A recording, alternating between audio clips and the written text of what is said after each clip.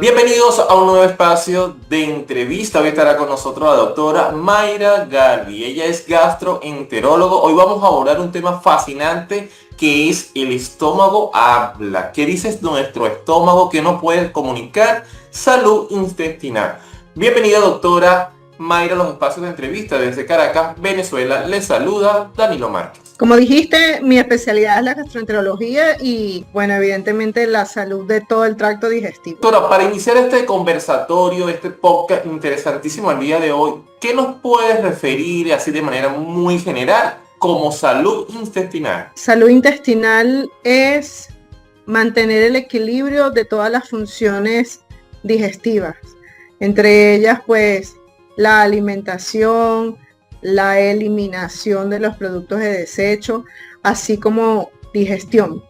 Eso es la salud, que todos esos procesos, funciones sean correctas, pues actúen lo más organizado posible para evitar pues síntomas. Doctora Mayra, cuando hablamos o cuando yo escucho estómago, he escuchado también sistema digestivo. Eso quiere decir, o me lleva ya a pensar que hay varios elementos que confluyen para generar este sistema. ¿Qué papel juega el estómago en el sistema digestivo? Okay, el sistema digestivo ciertamente no está compuesto solo del estómago. El tracto superior pues acompaña pues boca, esófago, estómago y luego lo que es intestino delgado y colon.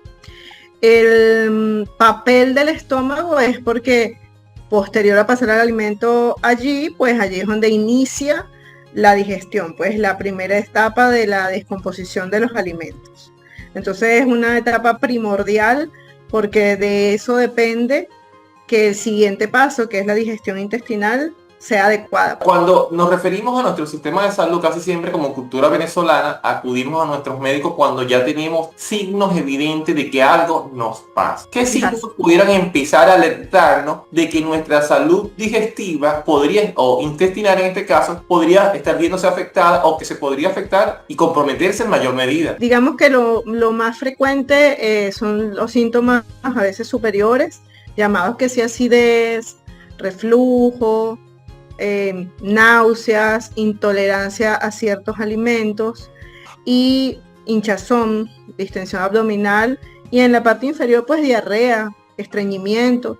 Todo eso son los principales motivos de consulta. Ya digamos los más intensos o fuertes pues son los sangrados digestivos, pues los llamados sangrados digestivos principalmente. En relación a los alimentos en el estómago, bueno, allí estaríamos mucho más fáciles. Creemos que nosotros cuando consumimos nuestros alimentos, ¿va el estómago? ¿Hacia dónde va? El trayecto es, después de allí inicia el intestino delgado, que está las primeras porciones, que es el duodeno, luego el yeyuno, que allí realmente es donde esos alimentos se descomponen con todo lo que es la secreción gástrica, la secreción pancreática, pasan a la sangre.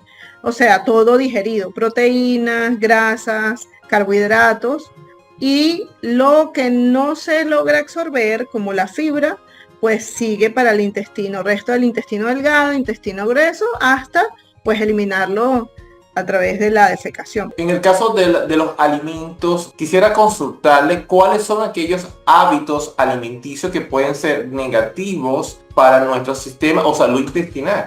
Los más comunes que siempre tratamos de que la gente pues no caiga en eso es tratar de mantener los horarios de las comidas, el tomarse el tiempo para masticar bien los alimentos, el tiempo y que sea un tiempo de calma, pues que no haya pues agitación, aunque entiendo que a veces hay profesiones y situaciones donde no es imposible. Además de masticar bien, pues se recomienda cierta serie de ejercicios para que ocurra un mejor procesamiento de los alimentos, pues. Doctora Mayra, en el caso de estos procesamientos de alimentos, quisiera consultarle en torno a la edad. ¿Va cambiando o vamos evolucionando o involucionando en cuanto a nuestra edad, en nuestro sistema digestivo, en cuanto al consumo de alimentos, o hay alimentos que deberíamos dejar de consumir en menor medida o ir pasando según el tiempo? No está relacionado con la edad del paciente. Realmente hay tipos de alimentos que requieren un mayor trabajo digestivo, pues, y es lo que siempre tratamos de evitar a cualquier edad. Por ejemplo, el consumo de grasas o alimentos que tienen muy procesados, que están muy condimentados. Digamos que ese tipo de alimentos son nocivos a cualquier edad. Quizás como la persona pues ha aumentado en edad, pues hay una afectación un poco mayor, pues hay un poco más de síntomas, pero independientemente de la edad, son alimentos que deben evitarse siempre, pues, o la mayoría del tiempo. En algunos momentos he consumido algunos alimentos y de manera perfecta me sentía en su procesamiento y luego con el tiempo he sentido que me han hecho como daño, pues no me he sentido muy bien de manera digestiva. ¿Qué estaría pasando allí? En oportunidades puede que con el tiempo a lo mejor pues, te vuelvas intolerante a algún alimento, especialmente a la lactosa, o sea, a los lácteos. Con el tiempo como que uno tiene más debilidad, por decirlo de alguna forma, en digerir la lactosa y sus derivados, así como también gluten y sus derivados. Pero antes de uno satanizar el alimento, creo que debe consultar a un especialista porque pueden haber otros problemas intercurrentes y no ser solo el alimento. A veces una simple infección parasitaria, a veces enfermedades de esta reciente aparición, o bueno, no reciente, sino que los manejamos más ahora como sobrecrecimiento bacteriano, hace que los pacientes sientan que son intolerantes a más alimentos que antes no eran. Y en realidad no es el alimento, pues es el sistema digestivo que está enfermo y al tratarlo mejoran y pueden otra vez consumir sus alimentos con normalidad. En la mayoría de los casos. Doctora, aprovechando este espacio, nos quisiera que nos complemente o que nos ampliara el caso de la microbioma y microbiota. ¿Qué nos puede decir al respecto? Microbioma o microbiota es como el conjunto de microorganismos que mantienen el equilibrio intestinal.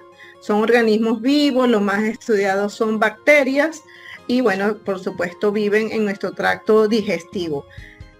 Como mantienen el equilibrio y mantienen esa barrera intestinal o mejoran esa función de barrera intestinal, la microbiota hay que cuidarla con ciertos tipos de alimentos, cuidarla evitando, por ejemplo, el uso indiscriminado a veces de antibióticos y bueno, incluso con otras patologías que pueda tener el paciente, por ejemplo, como una gastritis de larga data puede afectar la microbiota o esos microorganismos que viven en nuestro colon. Varias enfermedades, pues con la alteración de la microbiota. En relación a los exámenes que los gastroenterólogos como usted pueda recomendar e indicar al paciente, ¿cuáles son y qué buscan? ¿Cuáles serían las señales de alarma que usted le indicaría que algo está andando mal? Generalmente nosotros de entrada, sin que el paciente lleve ningún examen, pues siempre evaluamos, hacemos un ultrasonido abdominal y en ese ultrasonido pues nos da información de los órganos como el hígado,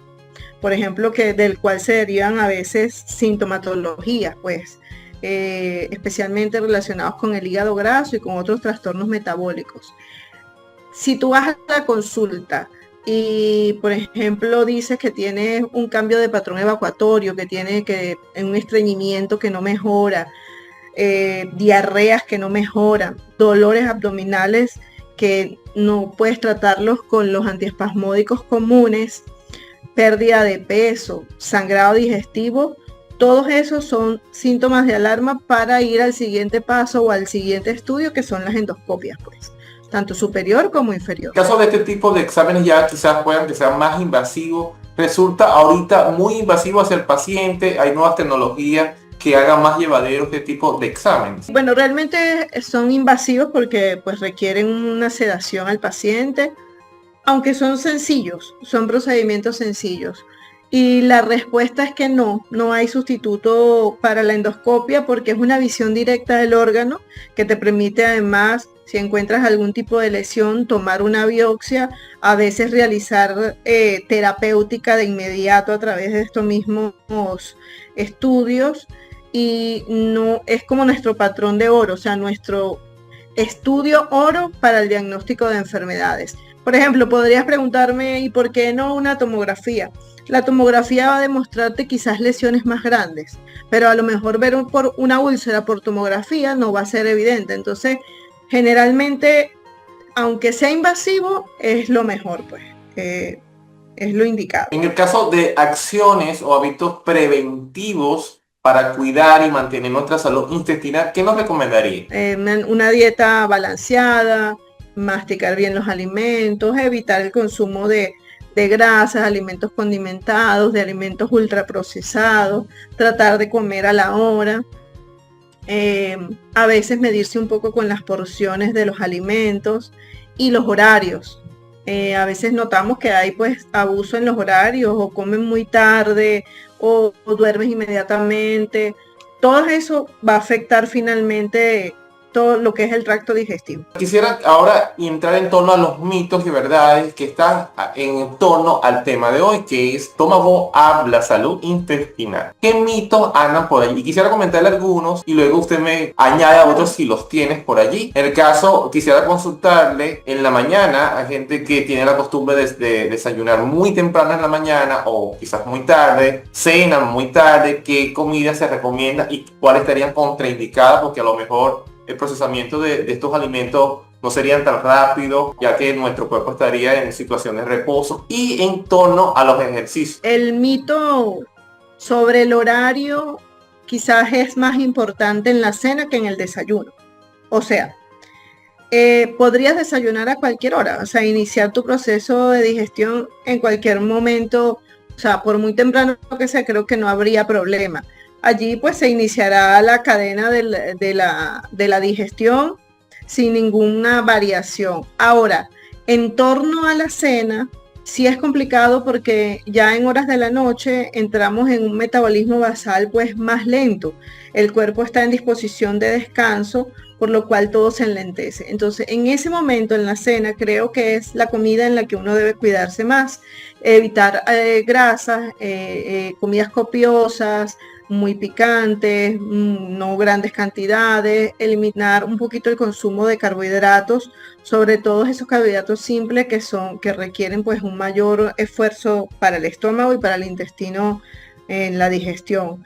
Y además el hecho de comer y acostarse a dormir es fatal. Eso te va a provocar de cualquier forma, te va a provocar reflujo. Así no lo sufras, así no lo sientas, eso va a condicionar reflujo. Entonces, los horarios es como entre comillas, es un mito y una realidad en cuestión del desayuno y la cena.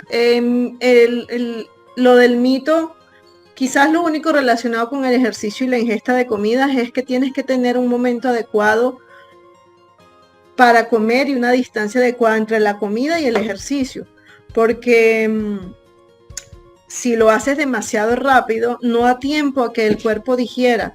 Entonces es aquellas personas que realizan alguna actividad física y manifiestan acidez o dolor abdominal o náuseas o hasta vómitos, porque la sangre no sabe si irse hacia el proceso digestivo o hacia el proceso muscular que se va a iniciar. Entonces, pues eso produce como un estancamiento digestivo en la parte de estómago e intestino y bueno, puede provocar esos síntomas. En el caso de la hidratación, referidamente en torno al agua, lo recomendable, lo no recomendable, el mito que está acerca del agua, siempre he escuchado que son como una recomendación de 8 vasos de agua diaria. ¿Qué es lo normal y lo que no? Esto es lo recomendado, o sea, mínimo tomar 8 vasos de agua al día, porque de esa manera digamos que mantienes la hidratación de las heces. Básicamente, bueno, y para recuperar los fluidos, las pérdidas hídricas durante el día. Entonces,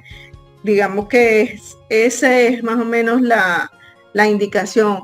Ojo, hay actividades físicas o profesiones que requieren tomar un poco más de agua porque tienen más gasto que las personas comunes, pues las que no tenemos ese tipo de actividad tan extenuante. Pero yo creo que después de los 8 vasos de agua es según el requerimiento, pues si lo requieres vas a tomar más agua. O sea, después de allí tampoco hay ninguna demostración que tomar 12 vasos sea mejor que tomar 8, pues. por lo menos los 8 vasos. Doctora, frecuente por allí en torno a las gaseosas o estas bebidas gaseosas tipo refrescos, para no nombrar ninguna marca. ¿Es dañino para nuestro estómago? ¿Qué es tan cierto y qué no es? Claro que son dañinas. Uno, son puros productos químicos. O sea, los refrescos no tienen ningún valor, ninguno, pero cero valor nutritivo.